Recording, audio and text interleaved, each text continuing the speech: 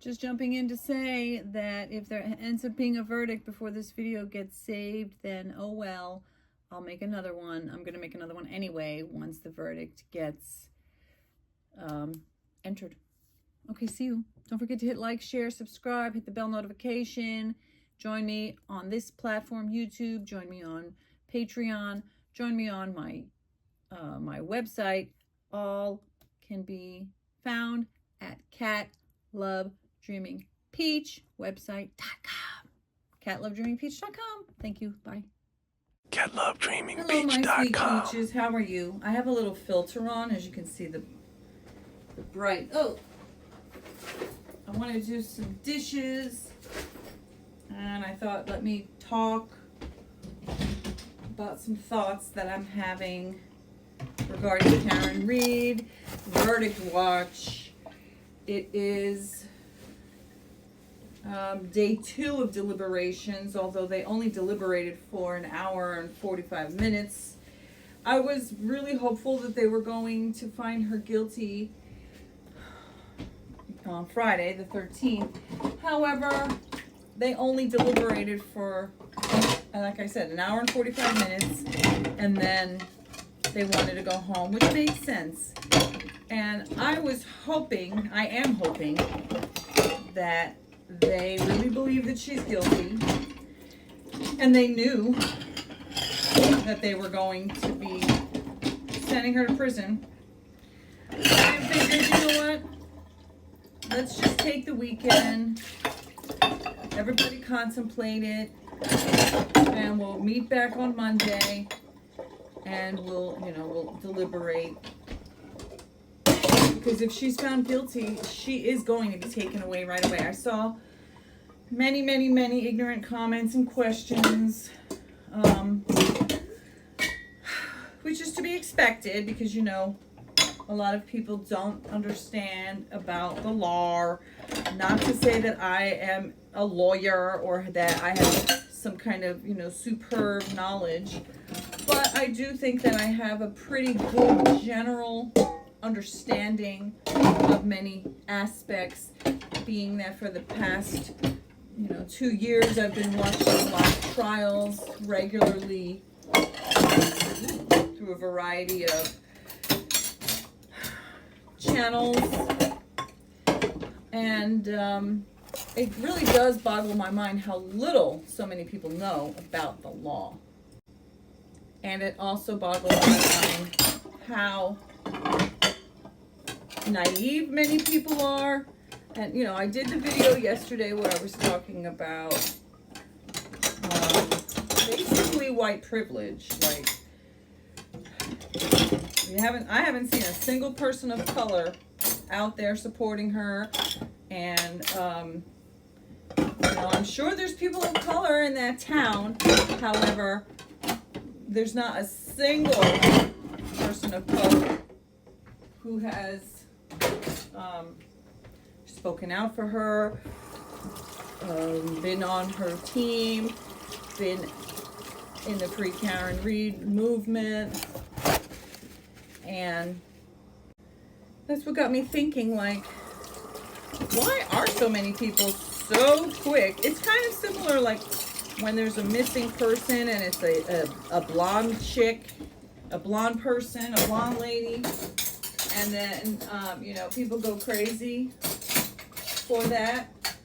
Again, there's systemic racism in this country, and that impacts everything. That impacts the way cases are covered, what cases are covered, how so-called suspects are treated.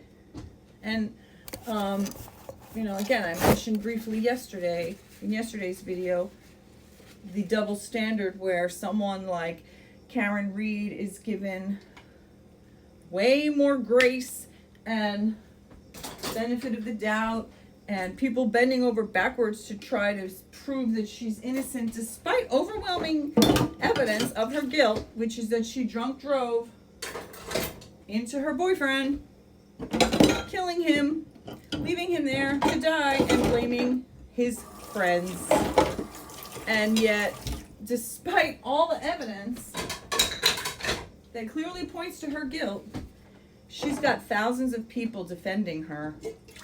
Oh, Daddy, these little girls. And then you've got an actual child, a teenager, an actual minor who went through something we don't know what it was.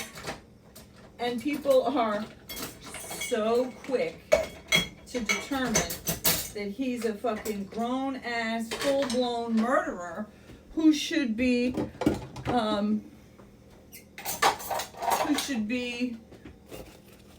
treated as a grown-up and like the full brunt of the law.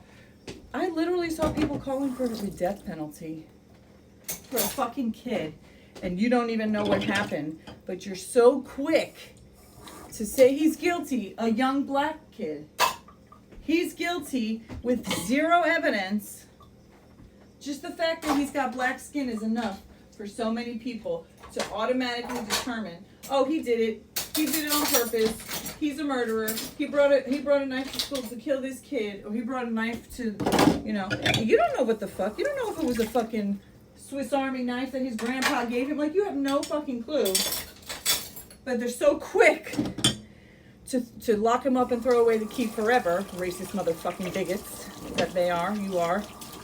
And then here's this woman who was twice over the legal limit. Hours later, the man was dead on the lawn with a broken skull, cracked skull, in a debris field of her taillight pieces with his shoe and the glass that he was holding and the straw and debris from her taillight in his sleeve, and his cell phone data showing that he never went inside and that his body and him stayed outside in the cold, and her Lexus data showing that she backed up. All the evidence. The witnesses saying what she said. Did I hit him? Could I have hit him? Now I'm filling up my bucket.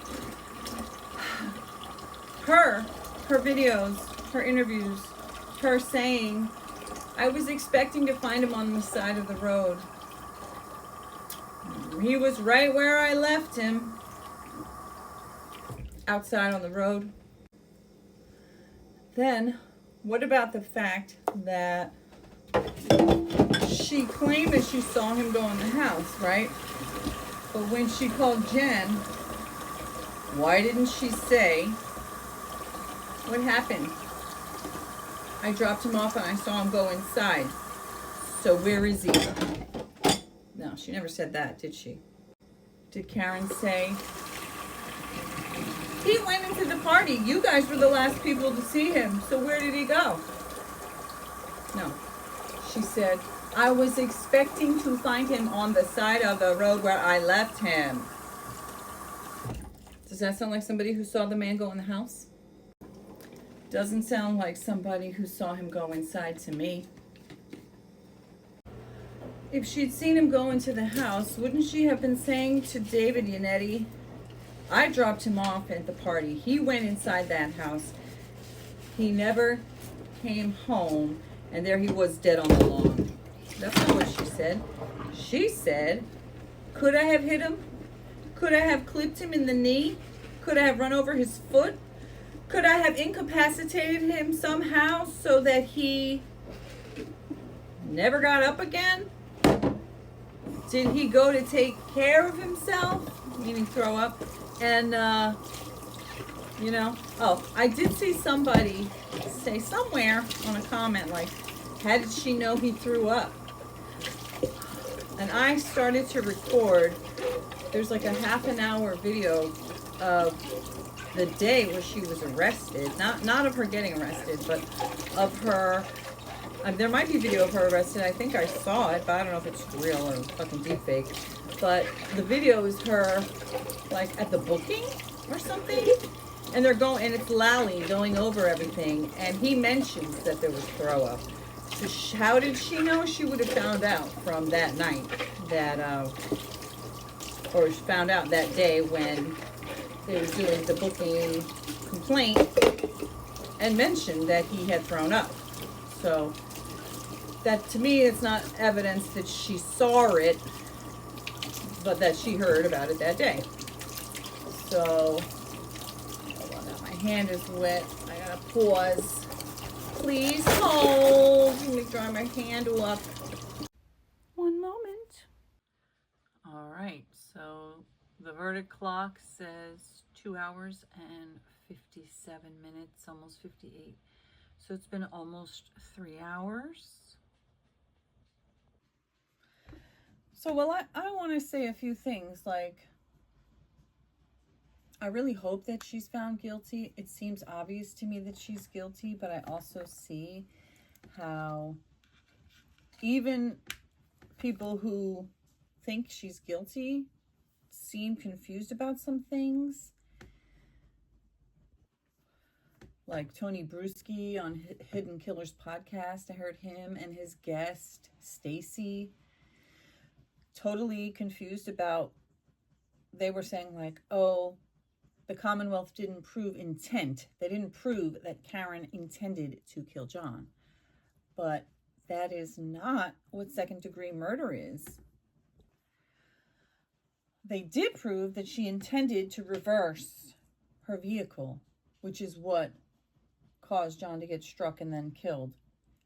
And they can prove that if you're driving drunk at night in a blizzard and you're going reverse really fast, just actually, first of all, if you're driving drunk, period, you are putting people's lives at risk. Yours, your passenger, anybody else. So that, I think the fact of just getting in the car drunk and driving, in my opinion, that in itself is a depraved act. That if you kill somebody, automatically you should be charged because you know it's illegal. It's not just a matter of opinion. It's not, I mean, I guess people can say it's an opinion in the sense of like, they don't believe that they're drunk enough, but the fact is that there is a legal limit, and it doesn't matter if you feel drunk or if you think that the drinks were just dirty soda water with some lime, because to your taste it was so weak and you had to have a shot. So like I said in that other video, she's like, I had 3 doubles. Yeah, well, 3 times 2 is 6. Anyway, I just have it on. Now it's been 3 hours and a minute. Of course, the chat is going crazy.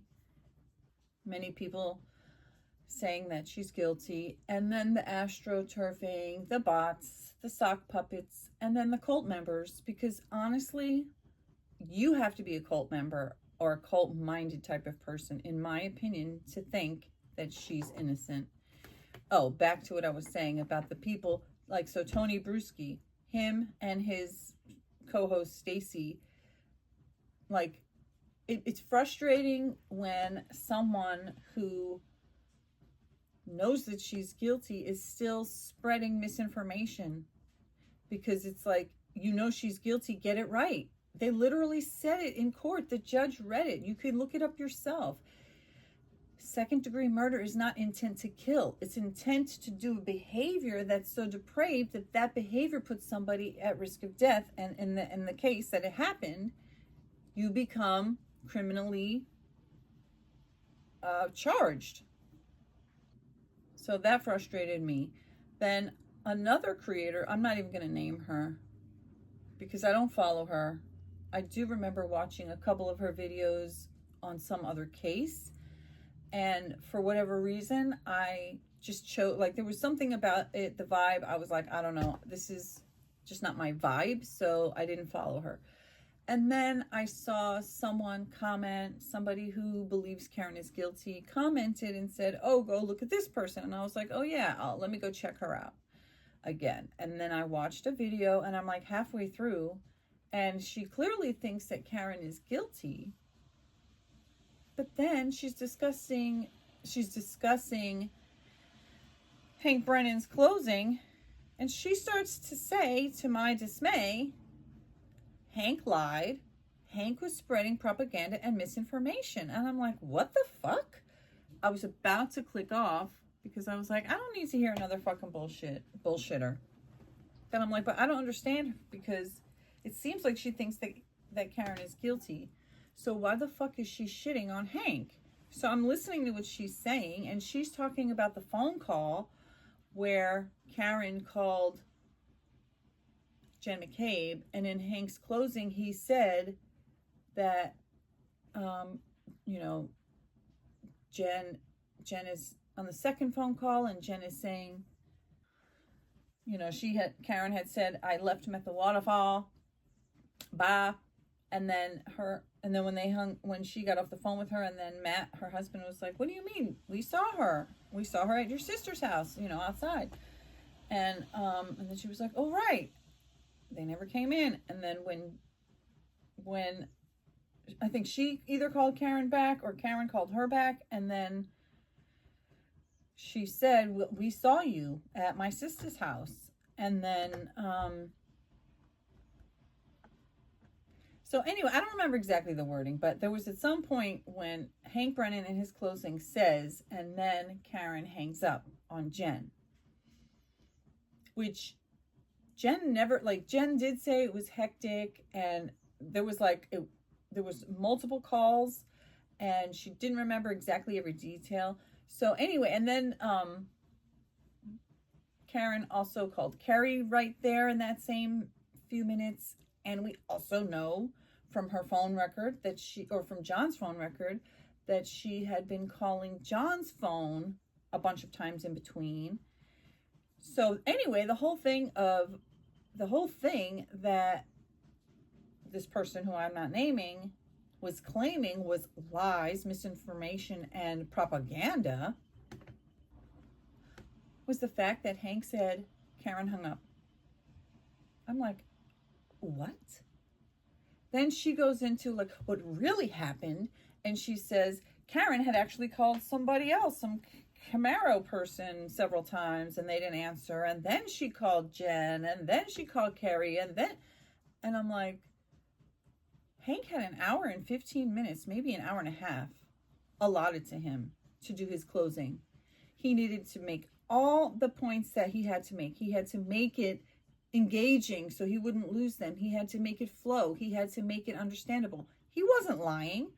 In my opinion, he left out a bunch of calls that led nowhere in his very concise thing that he's trying to tell the jury what's happening in his closing, and you spin that? Oh, that was another thing she said, that he was spinning.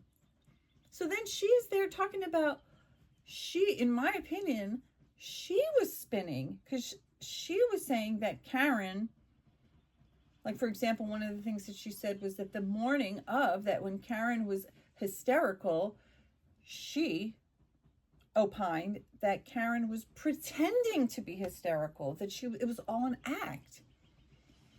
And I'm like, wait, so you can spin and you can make up your own version, and you're completely speculating as to what Karen was feeling and what she was, her intention. You're a mind reader now. You know how Karen was acting, and you know what she was really thinking. You don't think that that's more of a spin and propaganda than Hank saying, which he knows for a fact, that Karen had made multiple calls and that the call ended, and him simply saying, and then Karen hung up. You take that and spin that into saying on your video, Hank lied, Hank's spreading propaganda, Hank is spinning, Hank. I'm like, what the fuck? Is this person pro Karen or not? Because I could understand you saying, that's his version, that's what he thinks happened, but what I think happens is this. But to take, it just makes no sense to me. And then there was somebody who wrote, hey, I'm a lawyer, and I think you got it wrong, because, basically what I just said, he has a right to write his closing and to kind of narrate what he thinks happened within the framework of facts and the evidence. He didn't lie at all. He just omitted things that were not going to lead anywhere. So why put it in there? It's not concise. It doesn't get to the point. And to say he's lying and spinning when that's exactly what that person was doing, I'm like, what is happening here? How is this a pro-Karen person?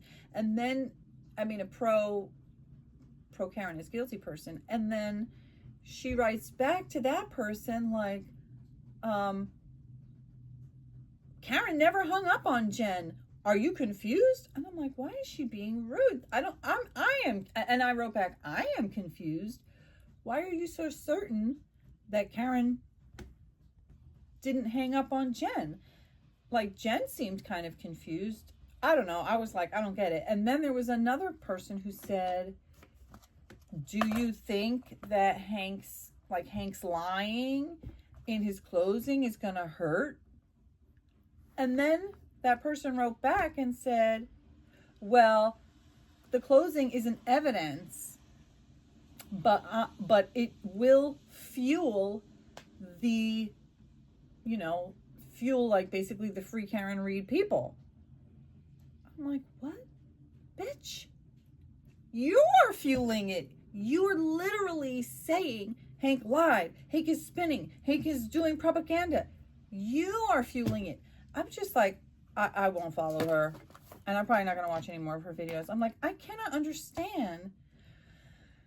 I don't understand. How do you think you're helping? How do you possibly think that doing that and saying that is positive? I don't know.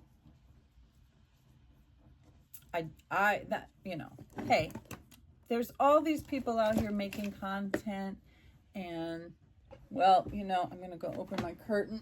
People are people. As many people as there are people is how many, these pants are huge, how many opinions there are. So,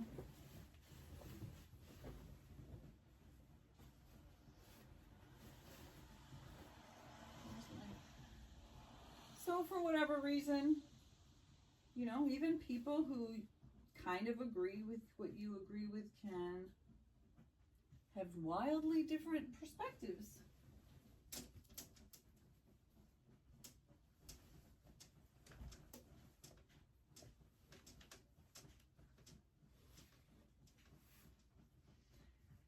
And I think that's why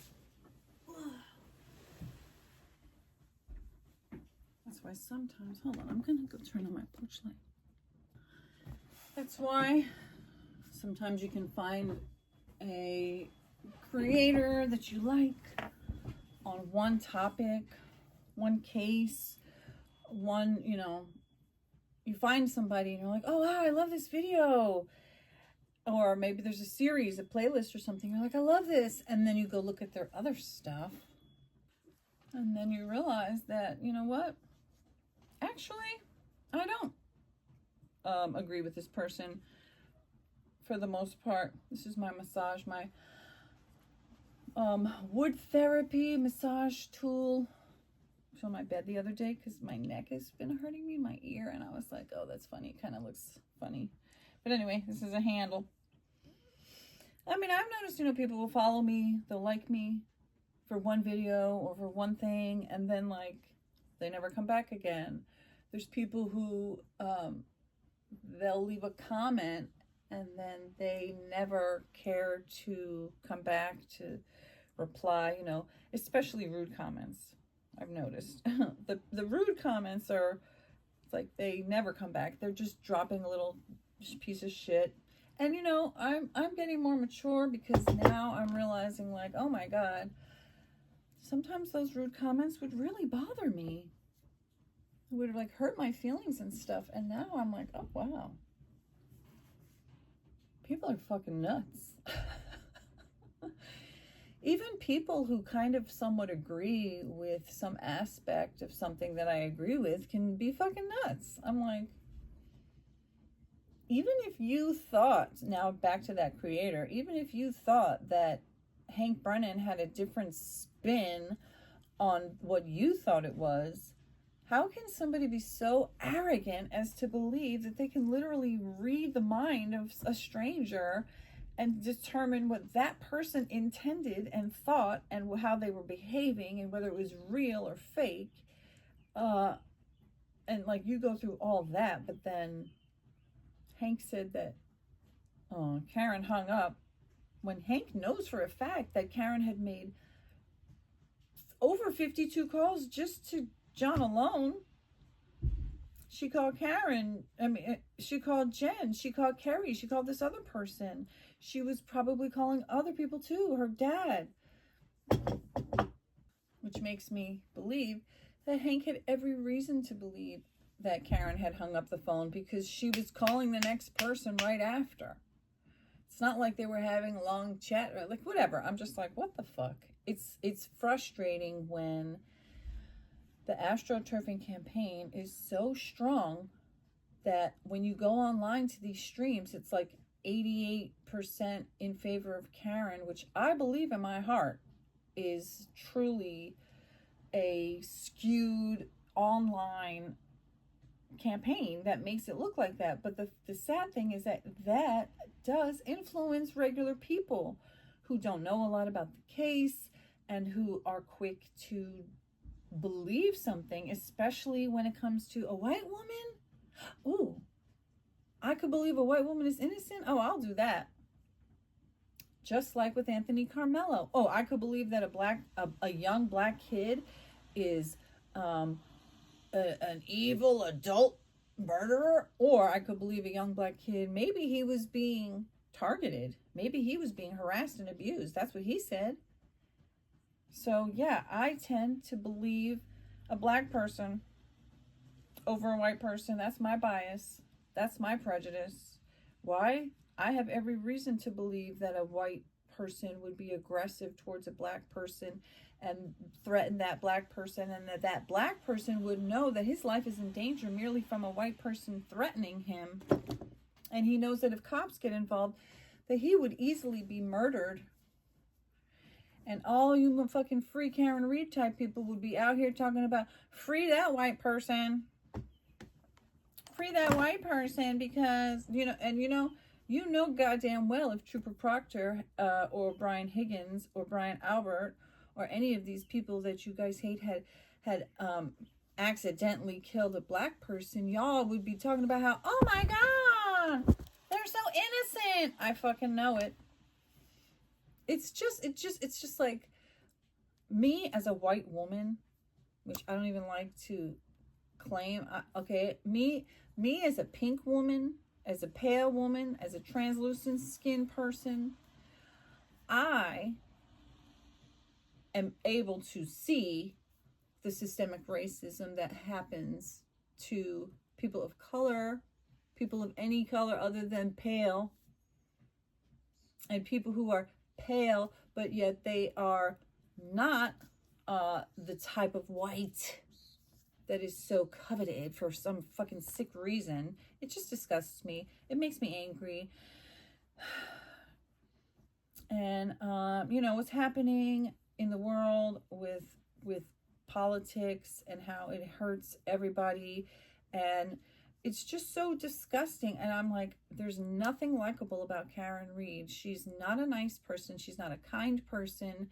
She's average in every way.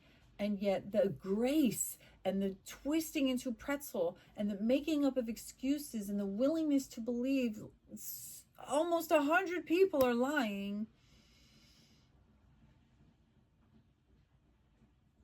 And I'm able to see so clearly how it is such a different standard for one kind of so-called murder defendant than for another. Similar with, what was her name? Ashley Banfield? That young, blonde or, light brown hair. I think she might have had brown hair.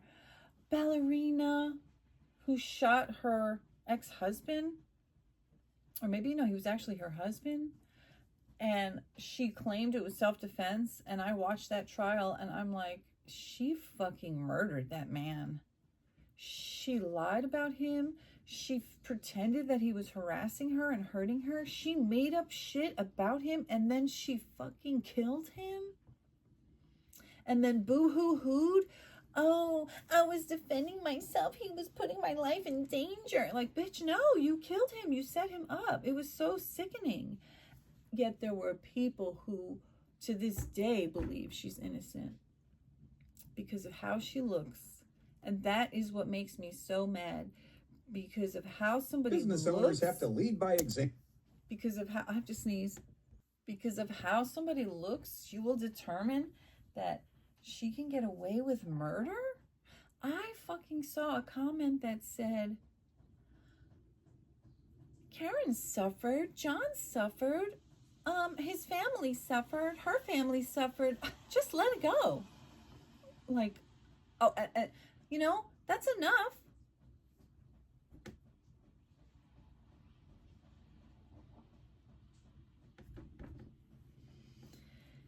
I just find it to be despicable that people are so primitive, that people are like cavemen. You know, you're like, ooh, ooh, girl pretty. She look like me. She must be innocent. Like, that's seriously what it seems like to me. It's like you are just a grunting, desperate sycophant who's like, oh no, she cannot be guilty. There's no way she could be guilty. Look at how pretty she is. And is she even that pretty? I mean, she's just an average looking person. She's not unattractive. She's not, you know, it's like, it's disgusting. Why are you talking about her looks? This isn't about her looks. This is about what she did. What she did to another human being who also is quite attractive. But again, does that matter? I don't know. I don't understand. I just genuinely think that it's about money. And like I was saying with the lawyers that I had so much respect for, who I believed they had so much integrity, and to see them going down this path of just grifting because you see the numbers. Like this guy that I was watching yesterday. Oh, thank you. She doesn't follow me. I saw her on a chat on Tony's channel, Tony Bruschi, and she mentioned this guy, John DePetro. So I was watching him, and you know him too. Like, he thinks that Karen is guilty, and he's kind of funny. I agree with him on some level, but then some of the things that he said, you know, I only watched a couple videos and I fast forwarded through some of his stuff, and he insults Karen, which I understand on one level, but at the same time, it's kind of like, I mean, hey, I guess I insult her too, but I feel like it's more about, well, whatever. I'm not going to try to say, hey, his way, like his terms are somehow more offensive than mine. I don't know. I just was kind of like, I agree with him for the most part. He's a little rough, but whatever. That's the whole thing. Like, nobody is going to be an exact mirror of you unless they're a narcissist who's love bombing you and trying to entrap you into falling in love with them because they're pretending to be what you want, and they're doing that based on because they know how to read a person. They know how to take what a person says and then like try to mirror it and stuff. And maybe Karen did that a bit with John, because there she was, a woman who she never wanted kids, and yet she was dating a man with kids, and not just kids, orphan kids. Like, it's kind of like when my mom and dad got custody of us when I was 4, almost 5. We weren't just regular kids that were being adopted, you know, even though that was my biological dad and his wife, my mom, who is my mom. I would never use the word step because she literally raised me from basically being a baby. And that other woman was extremely abusive. And probably one of the reasons why I have a lot of reasons to look at white women a certain way and look at black women another way. And I mean, that's just one of the reasons. But the point is that, what was the point I got? Honestly, I got distracted. I lost my point, other than to say people are so different, and it's rare to find a creator who you just love everything they do, or that you're interested. Like with a couple of the people that I no longer follow, it's true that there was only some of the videos that they put out that I liked. It's not like I consumed every single thing they did and every single thing was my taste. And, it does feel bad to feel like, that was like a friend, it's like a parasocial. It's not really a friend. It's kind of like, I don't know. I guess it's almost like when you're watching a show, let's say a show, and there's more than one season, and you get into a season and you're like, I don't like this anymore. Somebody dies, or like they change the character, or like whatever. It always, to me, once you get to like season 3, I don't know, I feel like shows always just like jump the shark. It always just kind of gets stupid. So I usually never make it past the 3rd or 4th season of a show. And then I just start like fast forwarding, and I jump to the last episode of the last season. I'm like, what happened? And so similarly with following people on YouTube, people change, people evolve, people get into different things. Then, you learn more about somebody's way of thinking, or sometimes it is just a matter of like, well, last time I really appreciated your perspective in this trial, but then this time I just, like, in my opinion, the way they're looking at it, I find it offensive, because a man is dead. A woman drunk drove her car into hitting or clipping her boyfriend. There was a debris field all around. There were like all of the elements, that the pieces of evidence were there. And to pretend that this conspiracy theory has any merit, I just find it to be really disingenuous, and it's a type of grift. And I know that, like, lawyers often get a bad name. I think defense attorneys can be considered a lot worse in some ways than prosecutors. I mean, prosecutors get a bad name because they're kind of thought of as like, too extreme and trying to like prosecute people for things. And a lot of times people don't want to be prosecuted, or they don't want others to be prosecuted. And then there's the defense, who, in a lot of ways you can, for me, I can sympathize and empathize and align with a defense, somebody who's defending people, because I do believe that people should be defended. I personally care a lot about justice, in the sense of, not justice as what the law in the book says, but more about what is actually right or wrong, what's fair, what makes sense, what is the right way to live. And again, not in a religious way, but like, don't hurt people. Don't do things that could hurt people. Don't behave in a way that is dangerous and risky. Don't say things and do things that harm other people. I live that way in my life. I also extend that to animals. I don't eat animals. I don't eat secretions from animals. I don't wear animals' skin. I don't eat insects or eat things that come from insects. I just that's how I live. And it's not to be higher than thou. It's just who I am. It's like literally woven into the fabric of who I am since I was a little girl.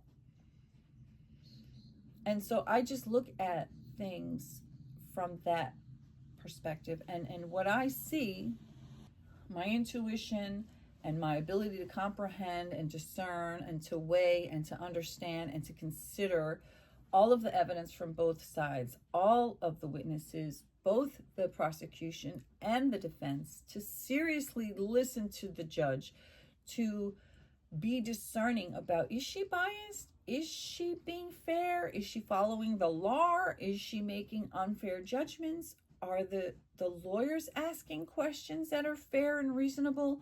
Are the lawyers trying to trick and trip up these witnesses? Are the lawyers trying to create smoke and mirrors, smoke screen and fog, and create confusion and blame innocent people?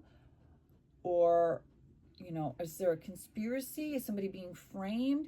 Or is there like a very sort of simple beeline, through line story? A, B, C, D. Unlike the A through Z quantum leaping of like, the scratches on his arm were dog bites, therefore the dog did it, therefore he was in the house, therefore, and they got their basement changed, therefore he was beat up in the basement. But no, maybe it was the garage, even though he literally, like, his phone never went in there and his body never went in there. And there were like people who are like, there's no evidence on his body that he was hit by a vehicle, and then ignore all of the physical injuries he had, which included death. And but then somehow he was supposedly beaten to death by multiple people with bare hands, or like they said that the skull fracture was very clear from hitting a flat surface. There was no punching, there was no bat, there was no dumbbell, there was no kind of thing that would give an indent. But yet, the people who claim that she's innocent, they just ignore whatever they don't like. Whatever doesn't fit their narrative, they ignore. And then they just make up stuff. So anyway, I have work to do. I thought that I was going to just talk for about 10 or 20 minutes. I ended up talking for about 40 minutes, I guess. And I really do have a lot of work to do. I have to get to my clients. And I'm hoping that they will come back before the end of the day. They'll come back with a guilty verdict, and that will be that. And his family can finally feel vindicated because they knew from day one that she did it, and they can feel that there's been some sense of justice, even though of course she'll appeal and appeal and appeal, but at least she'll be going to prison. And somebody had said, can she stay out of jail after, on her appeal? No, honey. Once you're convicted of murder, you go. She's going to go today. However, if one or more free Karen Read type people are on the jury, or just not a free Karen Read cult person, but someone who genuinely does believe the defense. I mean, as hard as it is for me to see that somebody could think that people think shit that I find disgusting and despicable and evil. So, of course people have totally different ways of seeing things. And again, a person might just be like, well, I don't know. I don't think she looks like somebody who should go to prison. So whatever she did, I don't really know. And they'll just kind of be like, I don't know. Reasonable doubt, even though there's no reasonable doubt in my mind. And I was really trying to think, like, the defense, it was such a cringe. Like, all they did was bring out people who kind of helped prove that she was guilty, in my opinion, and then, they had people who were, like, so-called experts who were willing to be paid to say there was no collision and that it was a dog bite. And it's like, well, how much weight are they going to give to these two old ladies? One was a fucking puffer fist, like, couldn't stop doing that. And the other lady was like, and I'm like, maybe they didn't hear it because somebody said the mic doesn't really, they don't hear it as much, but I don't know. They were right there. So it's like two old ladies, one completely insinuated herself into the case, and the other one is just like, okay, why aren't they supposed to believe you when there's literally all these witnesses, like hardworking people who have integrity, who came up to speak about what they witnessed and what they heard and what they saw and what they did, and they're just supposed to discount all of that because couple old women were like, it's a dog bite. And a couple of, obviously, to me, they were so biased, they weren't even trying to hide it. And you know what's crazy? Last year, I made a video called She Could Have Nudged Him. Dr. Andrew Rentschler said, he said she could have nudged him the first trial, but this time he was like, there was no collision. Oh, I didn't consider the debris field. That was irrelevant. I didn't consider the broken taillight. I didn't consider what she said. I didn't consider his shoe. I didn't consider his hat. I didn't consider the straw. I didn't consider the fact that those scratches could have easily come from the taillight. I didn't consider the glass. I didn't consider his phone underneath him. I didn't consider that his phone data showed that the temperature of his phone just got colder, never went in the house. I didn't consider his body temperature. I didn't consider his body weight. I didn't consider his height. I did consider that I was told to say there was no collision, though. So who's going to believe what? Don't know. At the end of the day, like I've kept saying, this is actually hurting me more than helping me, because I'm supposed to be working for paid clients right now, and I'm sitting here doing this. And I don't get jack shit for it. So I'm talking about this out of passion, and, you know, because I believe in justice, and I just want to see somebody who should be going to prison go to prison. All right, we'll see. I guess I'll be back when there's a verdict. Freshly showered and look hot and pink. So while I was in the shower, I was having some more thoughts about, oh yeah, I wanted to say some more, even though I've already chatted for about an hour. But I just got a couple of little things done that I needed to do for my clients. So I figured I can jump on real quick and say a few more thoughts before I finish this video and share it. So as of right now, let's see, verdict watch has been deliberating for 5 hours, and can you see the fan is going? Oh wow, I thought I was talking, but I wasn't recording. Okay, well, let me just get back to, I was talking about Brian Higgins, which I'm going to get back to that, but the jury has been deliberating for 5 hours. It's almost lunchtime. It's like 12:22. Judge Cannoni had said that they can decide if they want to work through lunch, deliberate through lunch, or if they would rather stop for a break, stop deliberating and just eat lunch and then start deliberating again.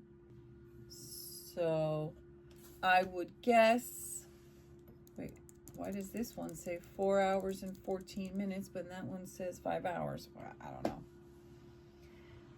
That clock says 4 hours and 14 minutes, verdict clock, and then down there on the same thing it says jury's been deliberating for 5 hours when it's 4 hours. Anyway, I don't know which is correct, but it's 12:30, so let's say 9, what time was it, like 9:30? It's been like 3 hours plus an hour and 45 minutes, okay, from Friday. So I don't know. I would kind of think that they're probably passionately into what they're talking about and they're listening, and they could easily just like play videos during lunch if they want to not have to talk necessarily. But of course, I have no idea what they're going to choose. I'm really hoping and praying that they are really just trying to hone in on, do they all agree second degree murder or not? But I have no clue. And if the day ends and they have not finished deliberating, then I'm going to start to get worried. Because if they all think she's guilty, there's not going to be real reason, other than the fact that, like I was saying, if they really like each other and they want to do due diligence and they want to make sure that they listen to things and they really go over things, then I could see them taking the whole day. But if they are like, we have to come back again, then that's going to make me believe that they are not unanimous. And You know, it's one thing to say we want to talk about this all day, because after this they can be friends forever. They can talk about it with whoever they want to, and you know, there's no reason why they can't continue to talk.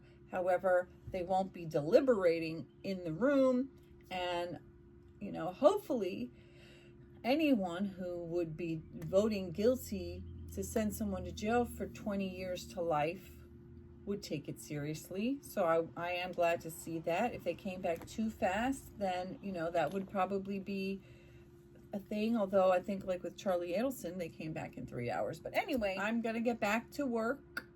But, so what I was saying is like, what did the defense really show? Because since Brian Higgins didn't testify, the jury didn't get to see that he's charming, and that to me, he seems like a big teddy bear and like a sweetheart. And, you know, in the text messages, she clearly initiated them, and they didn't get to hear him talk about how, you know, when he tried to say hi to her one time when she was weed whacking, and she's like, "Fuck you, get the fuck away from me. My husband's a Boston cop." And he's like, "She must not have realized it was me." So he rolls his window down or whatever, you know, and then she seeks out his number through some back channel, somebody they mutually know, sneaky. And, you know, and he was completely suspicious of her and pushing back the whole time. And I hope that came through with Sergeant Buchanan's reading of it, which I think he did a really good job. But it's harder for me to recognize, based on hearing that alone, what somebody would think. I mean, I think it's obvious that she was the aggressor, and he was suspicious, and he was like not super gung-ho with just diving into this thing with her, because he's like, what about John? You know, like, I'm so confused. And I don't think that him going like this in a gray and white grainy video with no audio from the back, these are really cold, is going to convince people. He could easily have been saying, "See you there, see you later," or "Great to see you," or "I'm out," like, to try to infer that he's like, "I'm going to kill you." Like, what? And then there's like, wasn't Brian Albert and Brian Higgins John's friend? Why would they want to kill him? Why would they? And another thing, it's like, if they had planned to lure him back, why to murder him? You're telling me that cops who want to murder somebody, the best that they can think of is to lure him back to his own house, where it just happens to be his son's birthday, by the way. And his son is there, and his son's friends are there. And so this cop is going to be like, "Hey, come back to my house because we're having a party." Wouldn't that be fun? And, oh, we can murder John and at the same time. Why would they bring him to a place, their own house, on his son's birthday? In front of the friends, like, "Hey, let's go somewhere where there's like 10 witnesses." Like, why would they do that? First of all, there's been absolutely no evidence of even a reason, a hint of a motive, or a hint of a thing for why they would have done that. And like, how is Brian Higgins supposed to be killing John and covering it up and dragging his body out to frame Karen if he's literally not there and he's at the police department? I don't get that part, you know. And then I don't know, it's just so flimsy. And then it's like, the Deborah, what was her name? I don't know if she's a lieutenant or something. So one day she was like, "Oh, I think I saw them there for a weirdly long time." And then she's like, they're like, "You weren't even there." And she's like, "Whoops. Must have got that wrong." Probably was another day, you know. But then the defense, they want to like, "You saw it." It's like, even if she did see them there, she saw her coworkers at her job. That's weird. What do you mean? You saw the people who work there at work, working? Oh my God, that's suspicious. What else did they prove? Oh yeah, the old ladies with the dog bites. Okay, the dog bites that were not dog bites, but were taillight scratches, which were not fatal. So even if a dog had bit him, it's like, even if you could prove somehow that a dog bit him, which you can't because there was no dog DNA, and then they're like pig DNA, and people. So here's one of those things. It's like they said there was pig DNA, which they never really got into. They never really truly explored. They never like researched or investigated or anything.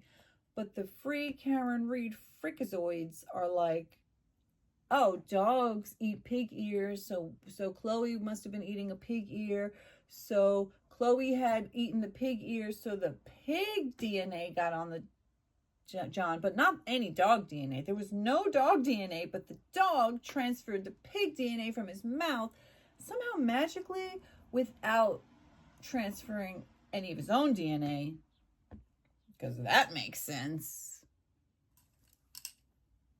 The dog's mouth, you're saying that somehow magically the dog chewed something and bit this guy, and all the saliva and everything from his own mouth, the only thing that magically transferred was pig DNA? Clean. Cuckoo, cuckoo. You're fucking nuts.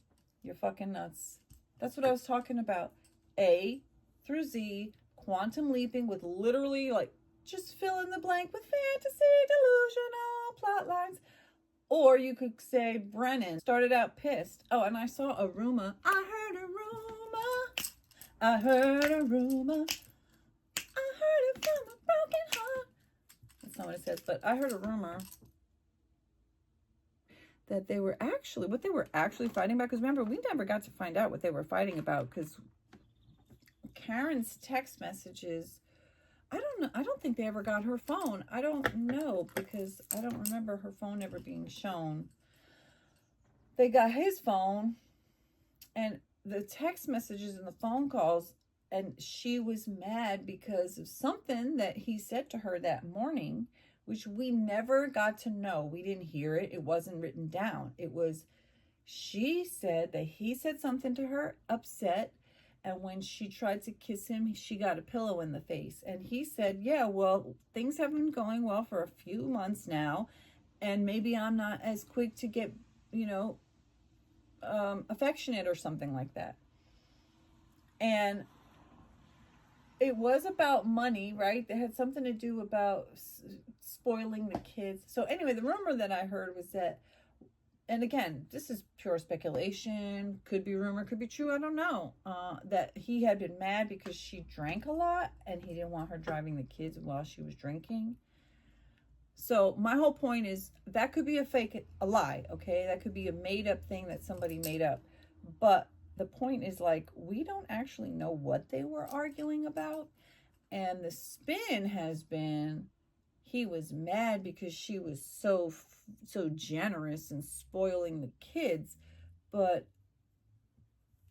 we don't know what the niece said, although somebody was reporting that she talked about, like, when they would argue, John would just want her to leave and, like, just go home to your $800,000 house. Go home to your $800,000 house, which I found out that she sold for $810,000. So it's a pretty big house, right? Isn't it funny how the FKR crazies are like putting down the Alberts because their house sold for $900-something thousand, even though there was like a family with kids and everything, and they'd been there for 10-some years. And then she lived all by her fucking self in, like, what was it? Like a 5-bedroom house. Remember, Higgins was like, whoa, you don't need all that. And she's like, well, why not? Again, it's like, whatever, you have the money, you earn it, you can have whatever the fuck you want to have. I don't care. I'm just saying, like, it's just the double standard that's so unhinged. So anyway, I kind of lost my train of thought again.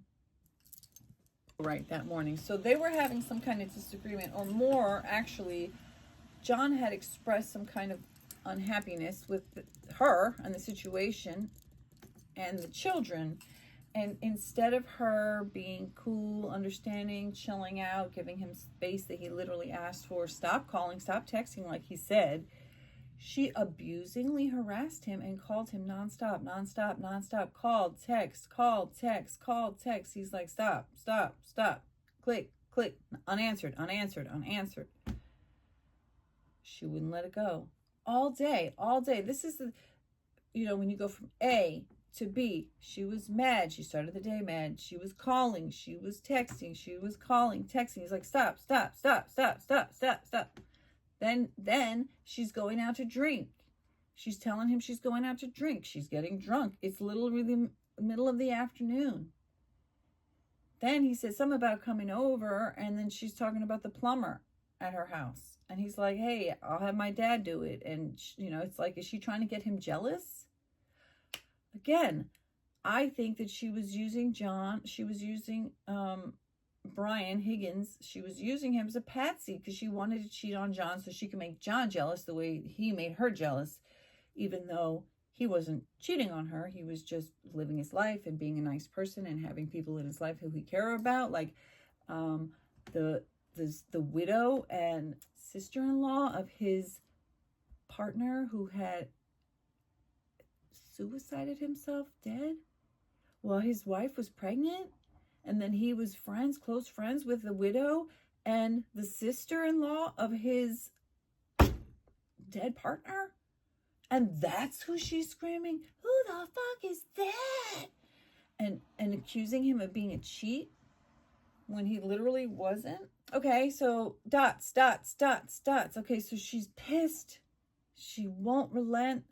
Then she's throwing in the plumber, whatever. You might think it means nothing. You might think she's trying to make him jealous. You might think it means nothing. The niece testified to how things were unhinged. The niece testified to how Karen acted that morning. So they have all these dots. Then they go out. Then another thing, this is the other point that I really wanted to make. The whole act of Karen and John being so loving and so, oh my God, the most romantic, loving, like so sweet couple in front of Brian Higgins. There she is at the bar with her man who she's been trying to cheat on for 2 weeks, just under 2 weeks, with Brian Higgins, who happens to be at the bar, who she's ignoring and acting all lovey-dovey with her man. After Brian Higgins kind of rejected her. So was she lovey-dovey with her man? Is that genuine? No, because she'd been trying to cheat on the motherfucker for 2 weeks. So obviously it was an act. Was she pretending because she was trying to make Higgins jealous? And she's trying to keep John in the dark about her fucking two-faced, two-time cheating self? Then, when he wanted to go to the party, and somebody reminded me, she wanted to go get pizza. She didn't want to go with Jen to where Brian Higgins was going to be. She wanted to go somewhere else. And John didn't want to do that, so she got mad. And then on the way to the Alberts, on the phone with Jen on speaker, and she says, Jen says, go past Ashley's, which in her drunken rage triggered jealousy. Again, I'm speculating. Just like that other lady was speculating, I'm speculating. But these are the dots that A, B, C, D, E, F, G. Jealous. J is jealous. G. H.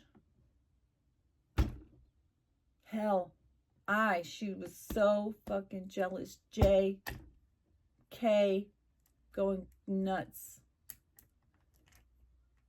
So they get to the house. They're probably arguing, right? She doesn't want to go inside.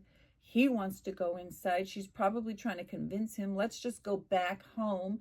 And he's like, you go home. I'm going to the party. And then as he's getting out of the car with her glass, which she mentioned in an interview, he gets out of the car. We know she pulls away because of her Lexus data. She pulls away and then she goes into reverse and backs into him and drives away.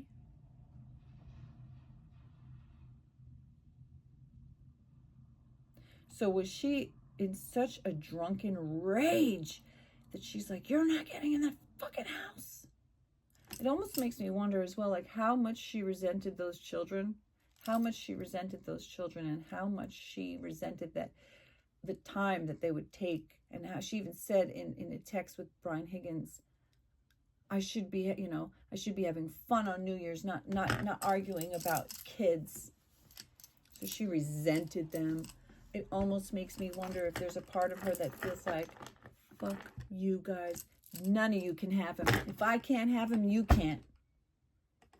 Fuck you, Jen McCabe. You can't have him as a friend. Fuck you, Carrie Roberts. You can't have him as a friend. Fuck you, Brian Higgins and the Alberts and all of them. She fucking despises them, not because they killed her man and blamed it on her, but because her man chose them over her. He would rather go to a party where Jen was than go back with her. He was closer to them because they had kids, the same friends with his kids. They were good people. They were social people who wanted to be part of his social network and his support system. And that's who they were. And she was fucking jealous of that. And she hated that. And it does make me wonder, is there a part of her that almost feels good? Like, fuck you, motherfuckers. Those kids don't have John. Carrie don't have John. Jen don't have John. Fuck you, Peg and Paul. Y'all don't have John. And there's a piece of her that feels glad that she got John all to herself now. And what I hope is that she sits in jail for 20 or 30 years. Her and John sitting there, her memory of John, because I have no doubt in my mind that she absolutely knows what she did. And unlike that other lady who was saying that she thinks the hysteria was an act, I think she was genuinely hysterical. I think she was, because she realized she killed this man. Now she has to fucking save herself and do whatever it takes to do that.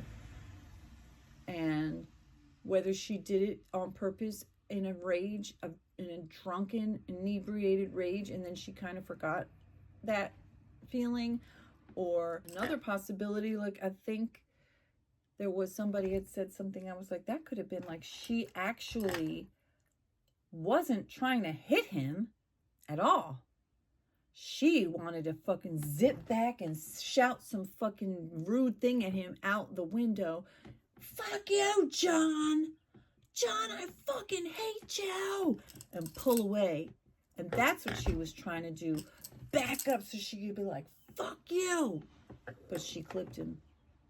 And she felt it because she told her dad. She felt that she hit something. She backed into something that night.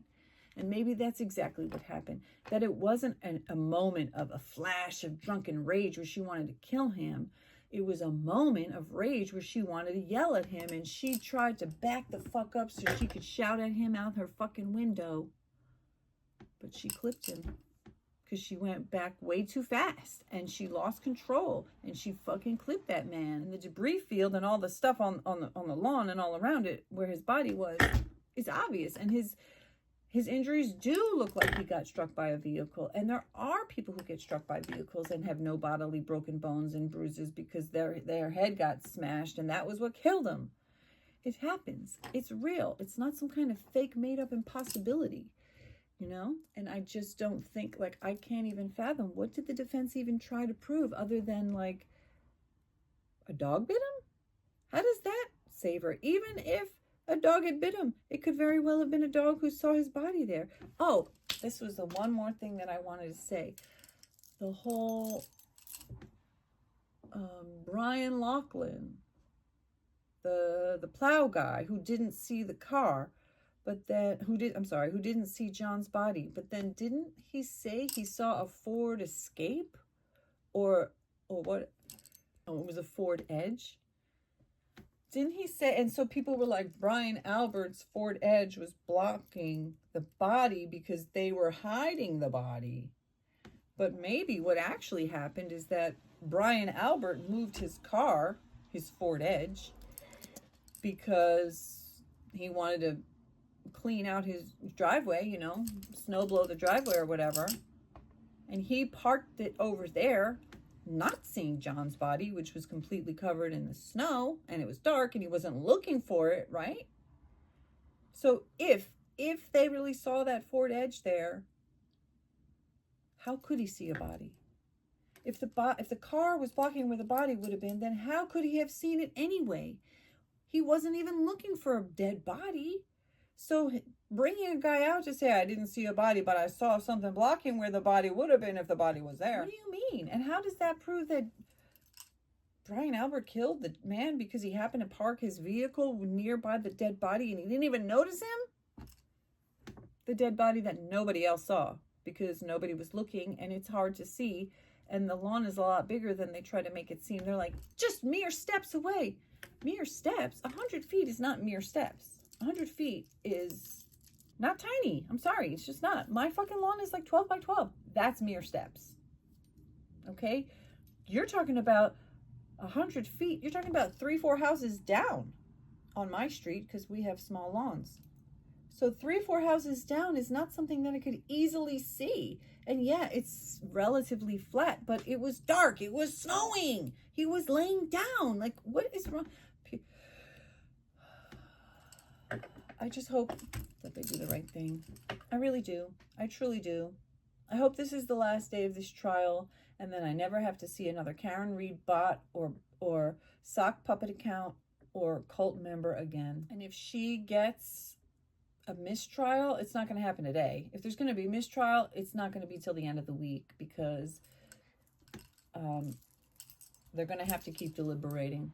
So if they can't come to an agreement today, that's going to be very disappointing. It does not necessarily mean that she's going to get off, but the longer they deliberate, the more likely it's a mistrial or that she's definitely not going to get guilty.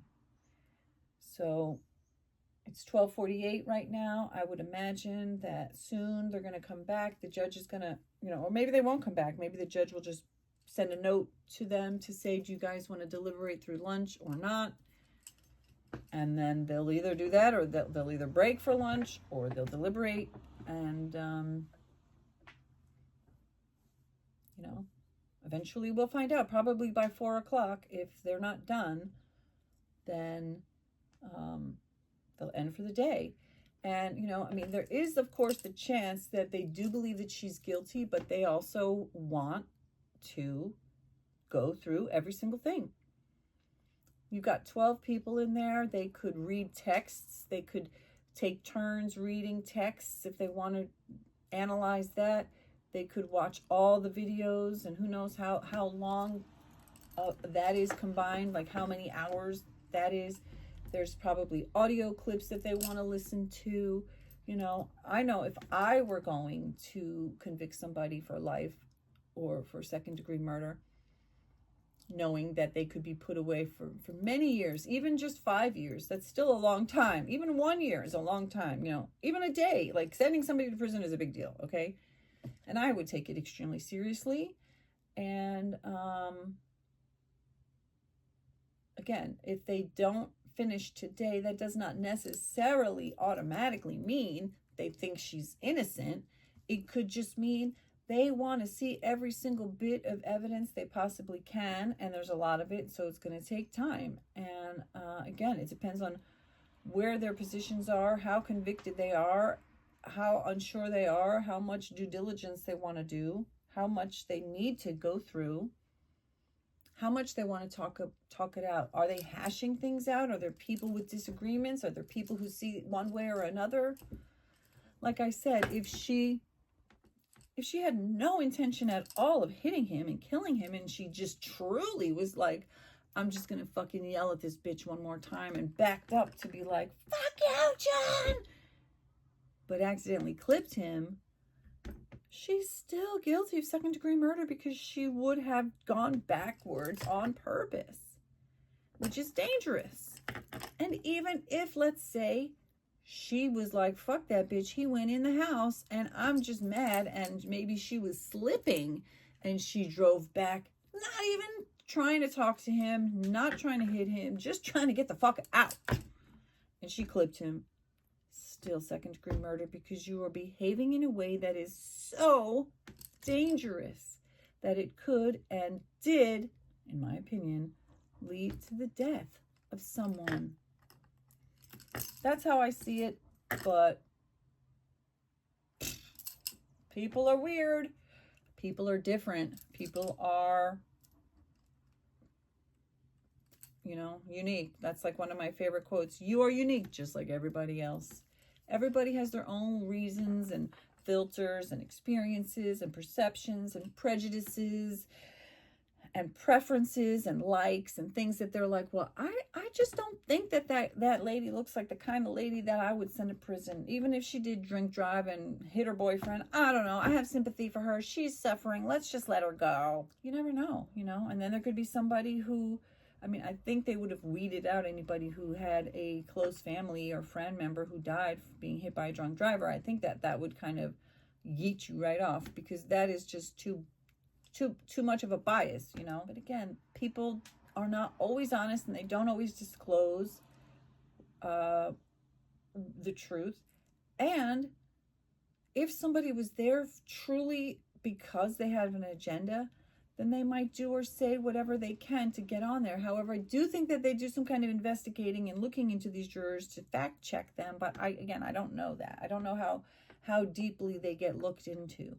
So I just hope that the jury believes that John deserves justice, and that they recognize that Karen hit him with her car, and that she then turned around and blamed all of his friends. And that if she had just been honest and asked for a plea, even if she had just said, we were arguing, that's true, and I just reversed because I wanted to say, like, you know, fuck you. Or she could even lie and said, we were arguing when he got out, but then, you know, I wanted to make sure that, you know, things were fine. So I went to back up, and it was slippery, and I slipped on the ice. And when I went to back up to say, like, I love you, I'll see you later, I didn't see him there. So I thought, like, oh, he must have got in the house already. And so I just went home. But then I was calling him because, but then why was she saying all those things? You know, I don't know. It was so hard to explain away because I think she killed him. And I don't think there's any doubt. Not any doubt that's reasonable. Not in my mind. Let's see what the jury thinks. All right, I'm about to save the video. And it's been 6 hours. It's 1:51. They never came out to say whether or not they were going to just deliberate through lunch. So I don't know. CatLoveDreamingPeach.com